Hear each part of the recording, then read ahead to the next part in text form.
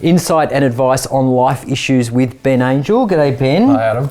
Now, we're hearing a lot in the news about the increasing unemployment rate. There are going to be redundancies, layoffs. How do you deal with it as a bloke?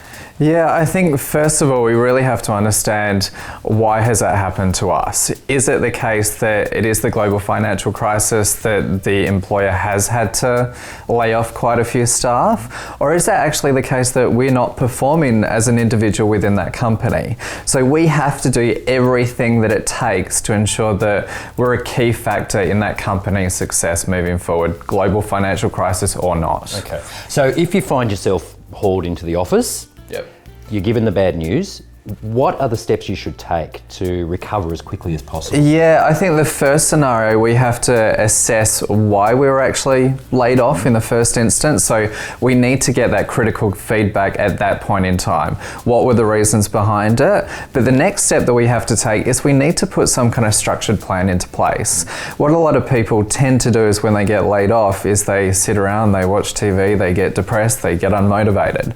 So we need to put a structure in place around our environment that supports us getting work. And that includes setting a timer. So we might set a timer for 60 minutes. I'm going to pick up the phone as many times as I possibly can within that 60-minute lot to at least secure interviews or to get feedback about what's going on in the industry. Another step that you can take is treat getting a job like a job. It's a 9-to-5 activity. Just because you're laid off, it doesn't give you an excuse to get yourself into a rut. So no TV. Okay. Switch off the TV, get your partner to unplug the cord from the TV and take it with them to work every single day. So you're forced to get onto that computer and find a job as quickly as possible. Okay. Well, that's good advice. What about if you're not just the victim of circumstance, you're actually at fault and you lose your job? That must be even more difficult to deal with, is it? Yeah, for a lot of people that's a big wake-up call. Now, in that kind of scenario, we need to really acknowledge our own fault in that situation and go, how can we actually rectify this for the future? What are the extra skills that we need? Maybe it's around social skills. So maybe we didn't fit into that particular work environment. Was it because we were too brash with people? Do we need to, soften our personality in specific environments and really fit in a lot more? But getting laid off is, in a lot of cases, the best gift that a person could ever be given. It forces you into a situation where you have to perform. So if you're the victim of redundancy and finances are tight, how do you fast track recovery?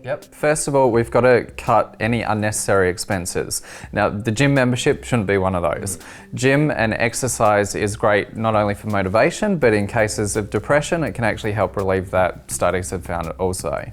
The second step is to create an action list and keep it really, really simple. I'm going to set my structure, do this 9 to 5. These are the steps I'm going to take. Update my resume. Maybe I need to upskill in this particular area. The third step is to look at what are the assets that you currently have around you, and that includes your personal and professional networks.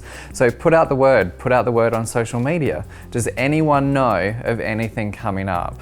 We have a lot more assets than people realise that we really need to reach out to. All right, well, it's good advice. Let's hope we don't need to put it into practice though, and we'll talk to you next week. Thanks, Adam.